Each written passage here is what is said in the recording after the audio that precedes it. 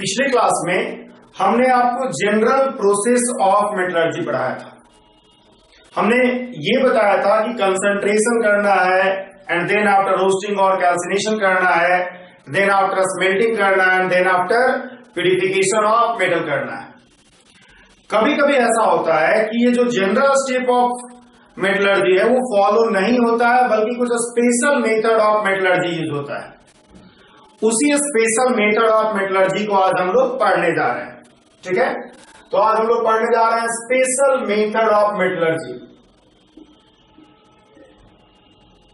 Special method of metallurgy.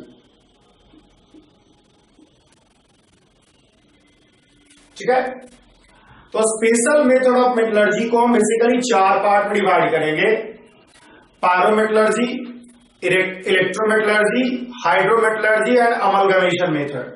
ये 4 तरीका है जिससे कि आप अलग अलग मेटल्स के लिए ये अलग तरीके का एक्सट्रैक्शन ऑफ मेटल का प्रोसेस यूज कर सकते हो। ठीक है, तो हम लोग पायरोमेटलर्जी करते हैं। शुरुआत करते हैं हम लोग पायरोमेटलर्जी से।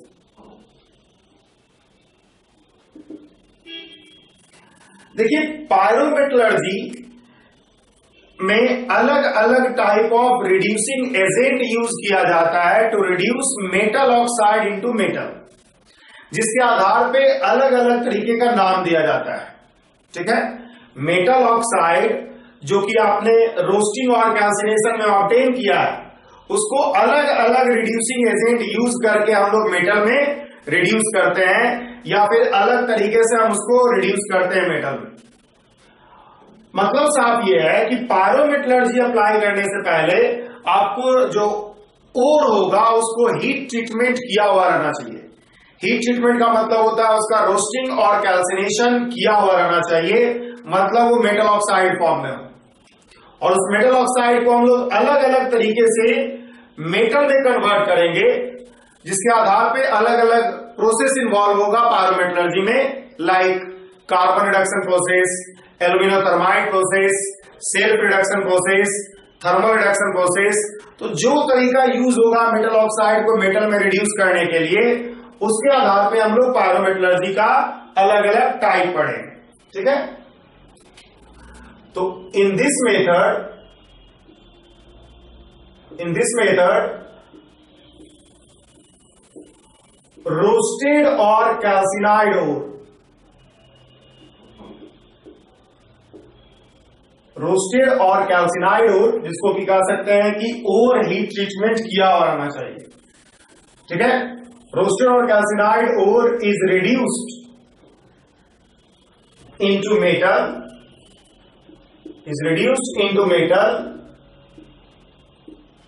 by using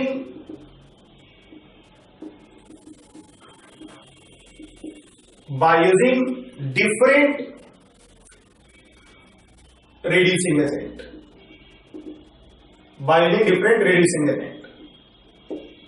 ठीक है, रोस्टेड और कैल्सिनाइड ओर को हम लोग मेटल में रिड्यूस कर देते हैं by using different reducing agent या by different method. On the basis of different reducing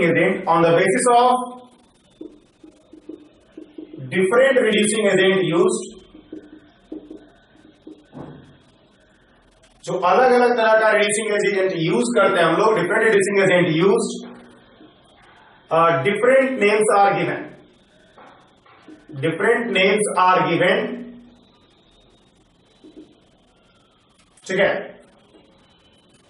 different names are given, अलग अलग तरह का नाम दिया जाता है पायरोमेटलर्जी का। जैसे कि हम लोग सबसे पहले इसमें पढ़ेंगे कार्बन रिडक्शन प्रोसेस। इसमें क्या किया था, कार्बन को यूज किया था, नाम से भी पता चल रहा होगा आपको। कार्बन को हम लोग यूज करते हैं to reduce metal oxide into metal. ठीक है, तो carbon is used to reduce metal oxide into metal.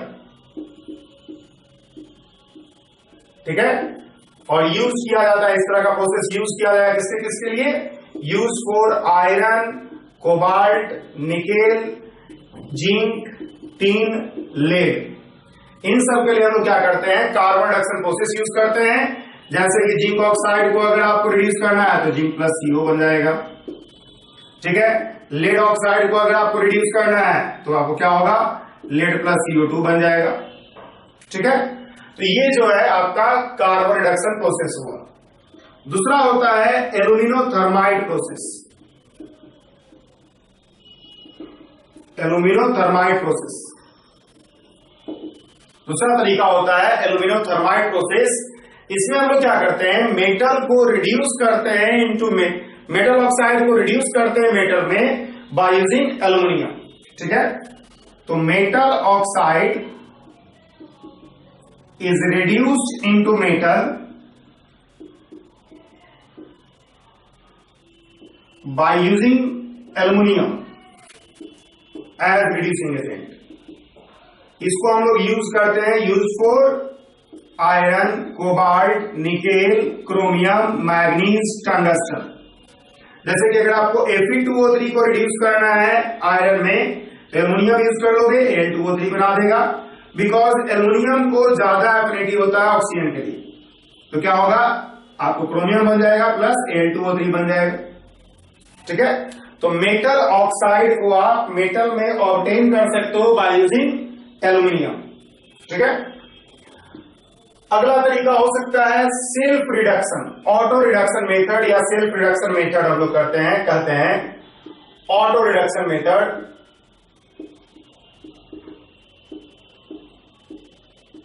या इसी को कहा जाता है self reduction method,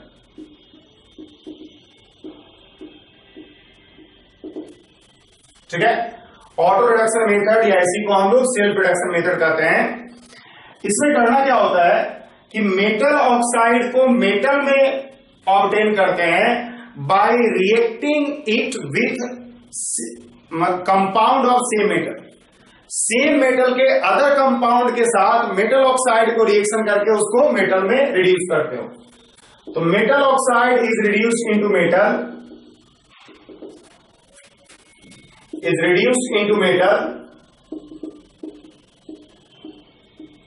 by reacting it with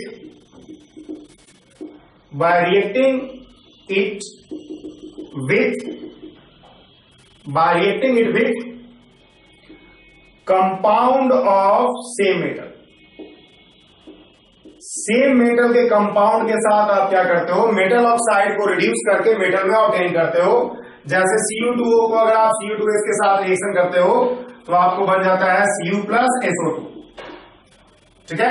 आप चाहो तो बैलेंस कर लो, वैसे बैलेंसिंग हम नहीं कर रहे बार बार रिएक्शन का।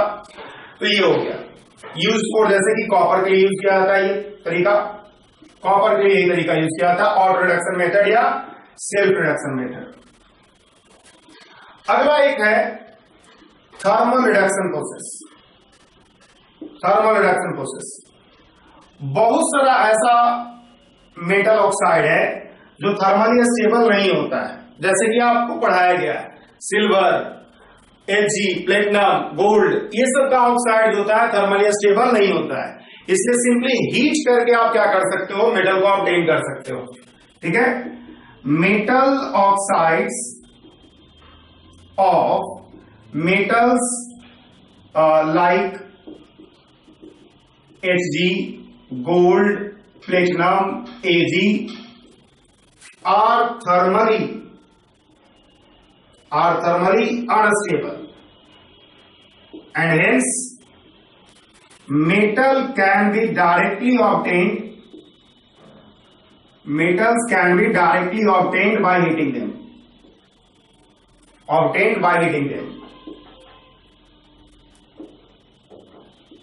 उन सब से हम लोग मेटल को बहुत आसानी से ऑब्टेन कर सकते हैं डायरेक्टली हीट करके। जैसे कि अगर आप Ag2O को हीट करते हो, Ag प्लस ऑक्सीजन बनेगा। अगर आप Ag2O को हीट करते हो सीधा सिल्वर प्लस ऑक्सीजन बन जाएगा। तो बहुत आसानी से आप मेटल को ऑब्टेन कर सकते हो बाय थर्मल हीटिंग, ठीक है। तो इस तरह से पायरोमेटलर्जी में कंसंट्रेशन ऑफ ओर और रोस्टिंग ऑफ ओर करना होता है। उसके बाद हम लोग अलग अलग तरीके का प्रोसेस यूज करते हैं, अलग अलग type of reducing agent use करते हैं to reduce metal oxide into metal. ठीक है। अगला तरीका है इलेक्ट्रोमेटलर्जी। अगला जो स्पेशल मेथड है वो इलेक्ट्रोमेटलर्जी है। दूसरा है इलेक्ट्रोमेटलर्जी।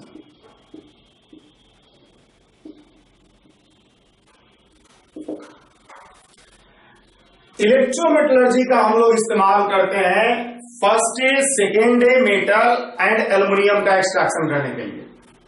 ठीक है, first day metal, second day metal और एल्युमिनियम जो मोस्ट रिएक्टिव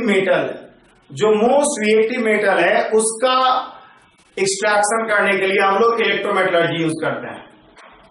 कारण यह है कि ये सभी मेटल स्ट्रॉन्ग रिड्यूसिंग एजेंट होता है और इसीलिए कोई अदर मेटल या कोई अदर रिड्यूसिंग एजेंट इसको रिड्यूस कर पाए इसका चांस बहुत कम है।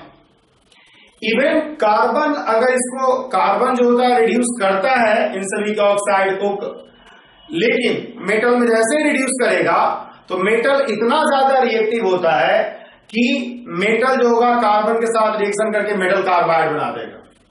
पॉइंट ये है कि इस मेथड से हम लोग highly reactive metals, strong electropositive metals like first day metal, second day metal, aluminium, इन सब का एक्सट्रैक्शन करते हैं। अदर मेथड जो नॉर्मल प्रोसेस ऑफ मेटलर्जी था, जनरल प्रोसेस ऑफ मेटलर्जी था, वो यहां पे इंप्लॉय नहीं हो सकता है बिकॉज ये सब खुद बहुत रिड्यूसिंग एजेंट होता है नेचर का। जब खुद बहुत स्ट्रॉन्ग रिड्यूसिंग एजेंट है मेटल, तो कोई अदर रिड्यूसिंग एजेंट इसको मेटल में कन्वर्ट कर दे, ये पॉसिबल नहीं है। ठीक है, इवन कुछ रिड्यूस करता भी है, जैसे कार्बन अगर रिड्यूस करता भी है मेटल ऑक्साइड को मेटल में, तो मेटल के साथ कार्बन रिएक्शन करके मेटल कार्बाइड बना लेता है बिकॉज मेटल बहुत ज्यादा रिएक्टिव है। इसलिए हम लोग वो सब मेथड यूज नहीं करते हैं, बल्कि हम लोग को इलेक्ट्रोमेटलर्जी यूज करना होगा।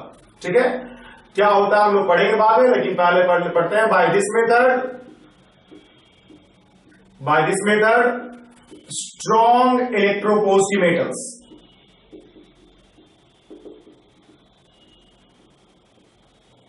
strong electropositive metals, like first day metal, second day metals, aluminum are extracted। ठीक है, पॉइंट ये है कि जो जनरल प्रोसेस ऑफ मेटलर्जी है, general process of metallurgy is not applicable for such metals because, इसका कारण यह है जनरल प्रोसेस ऑफ मेटलर्जी नहीं एप्लीकेबल होगा इस तरह के मेटल्स के लिए because these metals are strong reducing agent and hence other reducing agent can't reduce metal oxide into metal। जब वो खुद बहुत अच्छा रिड्यूसिंग एजेंट है तो कोई other reducing agent metal oxide को मेटल में कन्वर्ट कर दे, ऐसा पॉसिबल नहीं है। ऑल्दो, ठीक है, further if carbon is used as reducing agent then metal oxide converts into metal,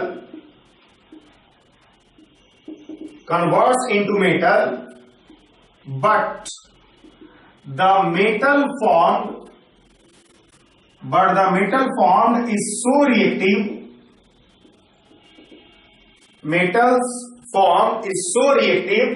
that it's combined with carbon to form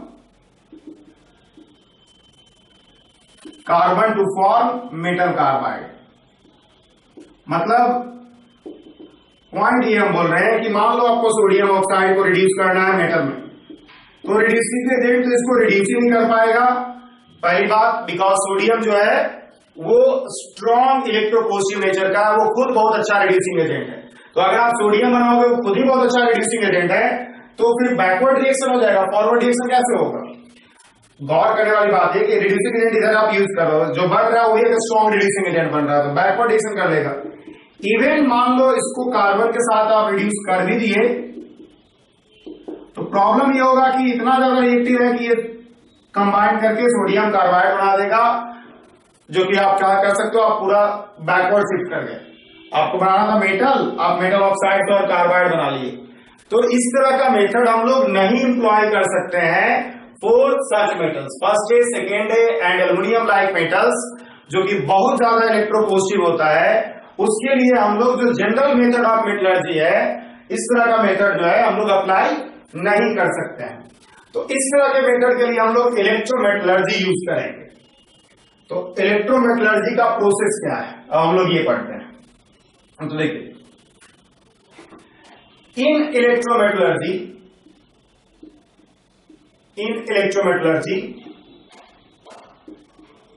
ठीक है,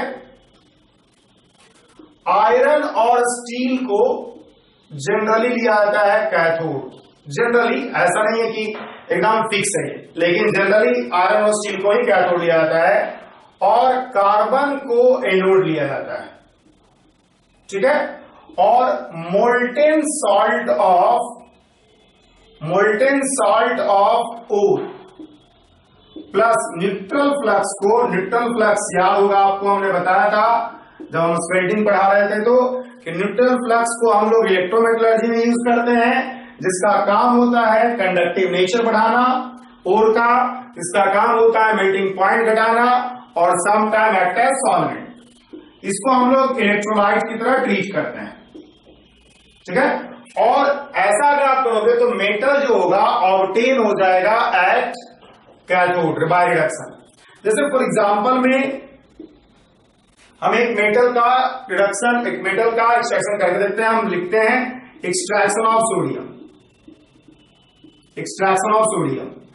तो आपका क्या होगा, आप आयरन को लोगे कैथोड, कार्बन को लोगे एनोड, ग्रेफाइट रेड को लिया जाता है एनोड, और NaCl प्लस CaCl2, CaCl2 को लिया जाता है मोल्टेन फॉर्म। इस बात को भी हम डिस्कस करेंगे क्यों मोल्टेन फॉर्म जरूरी है। इसको हम लोग लेंगे इलेक्ट्रोलाइट। जो रिएक्शन होगा वो ये होगा, रिएक्शन टेकिंग प्लेस होगा वो ये होगा, आप NaCl क्या होगा, ब्रेक करेगा Na प्लस और Cl माइनस में, एट एनोड आयरन जो होगा, सॉरी आयरन तो नहीं, क्लोरीन माइनस होगा, ऑक्सीडाइज करके हाफ Cl2 प्लस एक इलेक्ट्रॉन डालेगा। एट कैथोड जो आपका सोडियम प्लस है वो एक इलेक्ट्रॉन लेकर के सोडियम बना लेगा। तो आप देख रहे हो कि आपका सोडियम का प्रोडक्शन हो चुका है at iron cathode through reduction. गौर करने वाली बात यहां पे एक और चीज है कि हम लोग मोल्टेन सॉल्ट लेते हैं। मोल्टेन सॉल्ट कभी भी एक्वस सॉल्ट नहीं लिया जाता है। इसका कारण यह है कि अगर आप एक्वस सॉल्ट लेते हो तो आपको मेटल की जगह हाइड्रोजन ऑब्टेन हो जाएगा, बिकॉज हाइड्रोजन का रिडक्शन पोटेंशियल ज्यादा है। हमने आपको इलेक्ट्रोकेमिस्ट्री में पढ़ाया है कि जिसका रिडक्शन पोटेंशियल ज्यादा होगा वही रिड्यूस करेगा। हाइड्रोजन का रिडक्शन पोटेंशियल होता है 0, जबकि इन सभी मेटल का रिडक्शन पोटेंशियल होता है नेगेटिव। जो हाईली स्ट्रॉन्गली इलेक्ट्रोपॉजिटिव मेटल है उसका होता है नेगेटिव। तो रिडक्शन पोटेंशियल अगर हाइड्रोजन का ज्यादा है तो वो रिड्यूस हो जाएगा। तो गौर करना है कि जब भी आप इसमें इलेक्ट्रोलाइट लोगे तो मोल्टेन फॉर्म में ही लोगे। मोल्टेन मतलब पिघला हुआ, फ्यूज्ड फॉर्म या मोल्टेन फॉर्म कहा जाता है। फ्यूज करना मतलब पिघलाना, मोल्टेन करना मतलब पिघलाना। ठीक है, तो फ्यूज या molten form of salt as electrolyte लिया जाता है। आप कभी भी एक्वस सॉल्यूशन को नहीं लोगे, बिकॉज अगर आप एक्वस सॉल्यूशन लेते हो तो एक्वस सॉल्यूशन में हाइड्रोजन ऑब्टेन हो जाएगा एट कैथोड, बिकॉज हाइड्रोजन का रिडक्शन पोटेंशियल ज्यादा है। ठीक है, तो नोट में करके हम लिख सकते हैं इस बात को कि मोल्टेन या फ्यूज जो भी कहो, मोल्टेन और fuse salt is taken as electrolyte. molten or fused salt is taken as electrolyte ठीक है, because aqueous solution liberate hydrogen at cathode in place of metal। जैसे कि अगर आप NaCl प्लस वाटर अगर आप ले लेते हो तो आपके पास जो केटायन हो जाएगा अवेलेबल, केटायंस होगा वो Na प्लस और H प्लस होगा। अब इसका जो है इनोड रिडक्शन जो है वो 0 होता है, इसका इनोड रिडक्शन जो होता है नेगेटिव होता है। ठीक है, तो जिसका रिडक्शन पोटेंशियल ज्यादा वो रिड्यूस करता है पहले, जिसका ऑक्सीडेशन पोटेंशियल ज्यादा वो पहले ऑक्सीडाइज करता है, जिसका रिडक्शन पोटेंशियल ज्यादा वो पहले रिड्यूस करता है। तो इसका रिडक्शन पोटेंशियल अगर ज्यादा है तो हम क्या करेंगे, सिंपली ½ बना दें। ठीक है, आपको सोडियम प्लस रिड्यूस नहीं करेगा, हाइड्रोजन रिड्यूस कर जाएगा एट कैथोड। ठीक है, तो यही ट्रबल है जिसके कारण से आप एक्वस सॉल्ट नहीं ले सकते हो एज इलेक्ट्रोलाइट इन इलेक्ट्रोमेटलर्जी। ठीक है, तो इलेक्ट्रोमेटलर्जी यही है, समझ गए होगा आप इलेक्ट्रोमेटलर्जी क्या है। इसका हम लोग यूज भी करेंगे, एल्यूमिनियम का एक्सट्रैक्शन हम लोग को बहुत डिटेल में पढ़ना है, जहां पे हम इलेक्ट्रोमेटलर्जी को बहुत डिटेल में पढ़ेंगे भी। और वैसे आपको सारा प्रोसेस, सारा प्रिंसिपल यहां पे बता दिया गया है। अब एक तीसरा स्पेशल मेथड होता है हाइड्रोमेटलर्जी। हाइड्रोमेटलर्जी इसका कुछ और भी नाम है, जैसे इसका नाम एक और है साइनाइड प्रोसेस, इसका नाम एक और है मैकअर्थोफोरेस प्रोसेस, मैकअर्थोफोरेस प्रोसेस।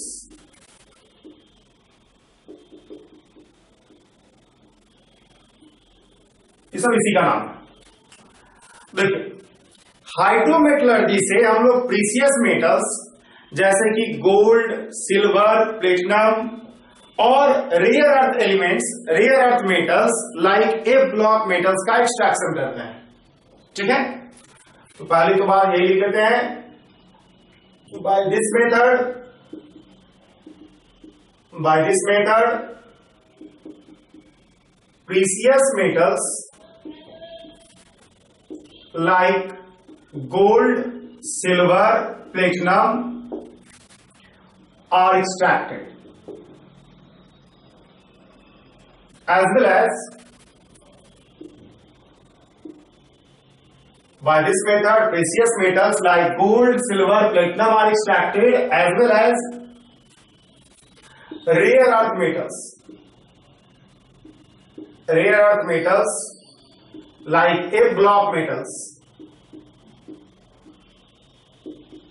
are extracted। हम लोग प्रीसियस मेटल्स और रेयर अर्थ मेटल्स का एक्सट्रैक्शन करते हैं। इस मेथड में होता क्या है, इस मेथड में किया जाता है कि सबसे पहले पाउडर्ड ओर को आप पाउडर फाइनली डिवाइडेड कर लोगे, पाउडर्ड फॉर्म में ले आओगे, और पाउडर्ड ओर को डिसॉल्व किया जाता है इन ए सुटेबल सॉल्वेंट। ठीक है, जनरली साइनाइड के रूप में लिया जाता है, मेटल साइनाइड के साथ उसको डिसॉल्व किया जाता है, इसलिए इस प्रोसेस का नाम साइनाइड प्रोसेस भी है। ठीक है, तो पाउडर्ड ओर को पहले डिसॉल्व किया जाता है सुटेबल इलेक्ट्रोलाइट में और एक कॉम्प्लेक्स बना लिया जाता है। ठीक है, तो in this process powdered ore is first dissolved in a suitable solvent,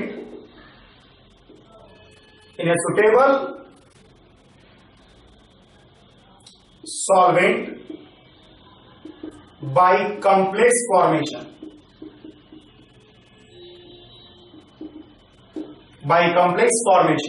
जैसे कि हम प्रोसेस लिखते हैं, जैसे कि फॉर एग्जांपल में Ag2S पे आप क्या करोगे, NaCN डालोगे तो आपका बन जाएगा Na2AgCN का होल 2।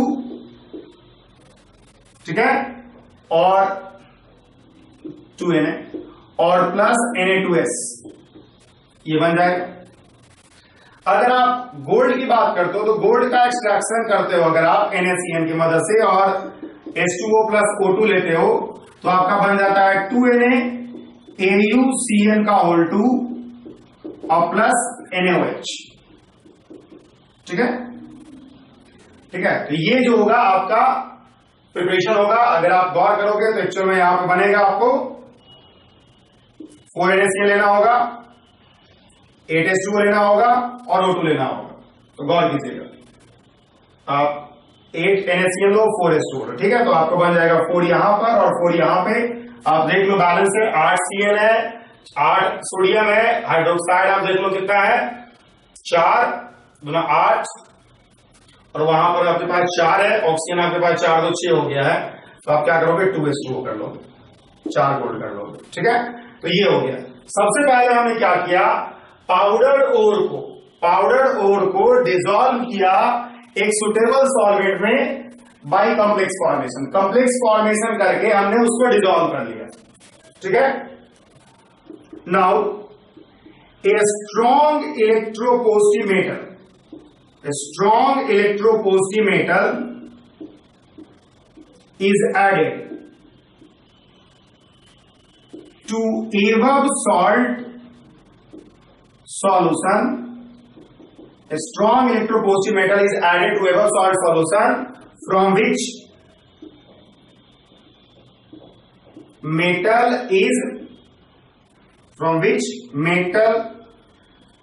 ठीक है, strong electropositive metal is added to ever salt solution from which metal is obtain, जिसके थ्रू क्या होगा, मेटल ऑब्टेन कर लिया जाएगा।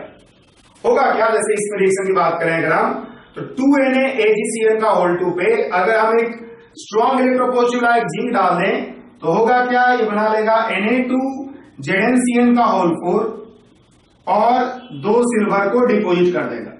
ठीक है, रिप्लेस कर दिया सिल्वर को from its compound, because silver को रिप्लेस कर दिया from its compound because zinc जो है ज्यादा इलेक्ट्रोपोजिटिव मेटल है। ठीक है, 2NaAuCl का होल 2 को भी अगर आप रिएक्शन कराते हो इसके साथ, जिंक के साथ, तो आपको Na2ZnCl का होल 4 और प्लस 2Au बन जाता है। तो इस तरह से आप देख रहे हो कि गोल्ड और सिल्वर को ऑब्टेन कर रहे हो। ठीक है, यही जो है हाइड्रोमेटलर्जी। सबसे पहले आप पाउडर्ड ओर को डिसॉल्व कर लोगे एक सुटेबल सॉल्वेंट में और फिर कॉम्प्लेक्स फॉर्मेशन के थ्रू, और फिर उस कॉम्प्लेक्स फॉर्मेशन के सॉल्ट में, इस कॉम्प्लेक्स फॉर्मेशन के कॉम्प्लेक्स के सॉल्यूशन में हम लोग एक स्ट्रॉन्ग इलेक्ट्रोपोजिटिव मेटल ऐड करेंगे जो उस कंपाउंड को रिड्यूस कर देगा। कंपाउंड में जो मेटल होगा, जो लेस रिएक्टिव मेटल है, उसको रिड्यूस कर देगा इनटू इट्स मेटल। ठीक है, समझ रहे ना, कंपाउंड में जो मेटल है उसको रिप्लेस कर दिया बिकॉज ये ज्यादा इलेक्ट्रोपोजिटिव। ठीक है, दिख रहा होगा आपको ये चीज कि हाइड्रोमेटलर्जी इसी प्रिंसिपल पे बेस्ड है कि एक more electropositive metal less electropositive metal को उसके सॉल्ट से डिस्प्लेस कर देता है। ठीक है, ये सवाल पूछा हुआ है।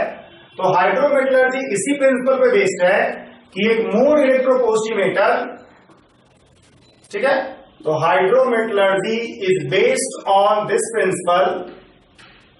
Hydrometallurgy is based on the principal that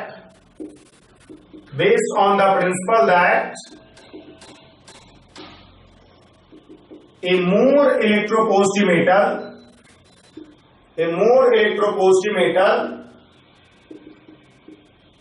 displaces a less electropositive metal from its salt। ठीक है, इसी प्रिंसिपल पे हाइड्रोमेटलर्जी जो है बेस्ड है। ठीक है, तो इस तरह से आपका हाइड्रोमेटलर्जी भी खत्म हुआ। अब हम लोग लास्ट प्रोसेस पढ़ेंगे स्पेशल मेथड में, जो होता है अमलगमेशन मेथड, जो कि बहुत सिंपल मेथड है। अमलगमेशन मेथड जो है बहुत सिंपल मेथड है, जिससे कि आप क्या कर सकते हो, मेटल को ऑब्टेन कर सकते हो from their native ore. Amalgamation method,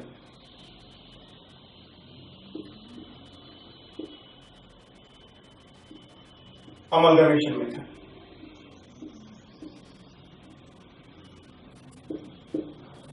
amalgamation method का यूज किया जाता है वैसे मेटल को एक्सट्रैक्ट करने के लिए जो नेटिव ओर के रूप में प्रेजेंट होता है।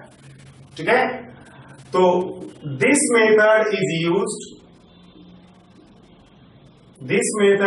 used to obtain metals from their native ore.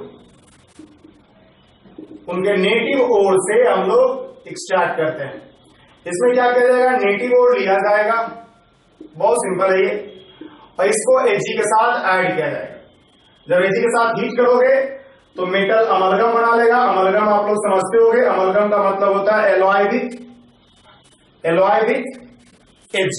Hg के साथ जो एलॉय बनाता है मेटल अमलगम होगा, और जब आप इसको हीट करोगे स्ट्रॉन्ग, तो क्या होगा, मेटल प्योर मिल जाएगा आपको, और Hg जो होगा क्योंकि ज्यादा वोलाटाइल होता है, गैस बन करके ऑब्टेन हो जाएगा। ठीक है, यही मेथड है कि नेटिव ओर इन पाउडर्ड फॉर्म को पाउडर्ड कंसंट्रेटेड फॉर्म में आप क्या करोगे, Hg के साथ रिएक्शन कराओगे, और Hg क्या करेगा, मेटल अमलगम बना लेगा, और मेटल अमलगम से आप प्योर मेटल आसानी से ऑब्टेन कर लोगे। ठीक है, by this method gold silver platinum are extracted, जो कि आपको नेटिव ओर के रूप में पाया जाता है। ठीक है, नेटिव ओर के रूप में पाया जाता है, और ये सब मेटल अमलगम बना सकता है विथ Hg, और इसीलिए क्या करते हैं, इस मेथड से हम लोग इन्हीं सभी को एक्सट्रैक्ट करते हैं। ठीक है, तो इस तरह से हम लोग स्पेशल मेथड ऑफ मेटलर्जी भी फिनिश कर रहे हैं। अगली क्लास में आपको हम इलिंगम डायग्राम के बारे में बताएंगे, thermodynamics of A reduction process used in metallurgy के बारे में बताएंगे, जो बहुत इंपॉर्टेंट पोर्शन है।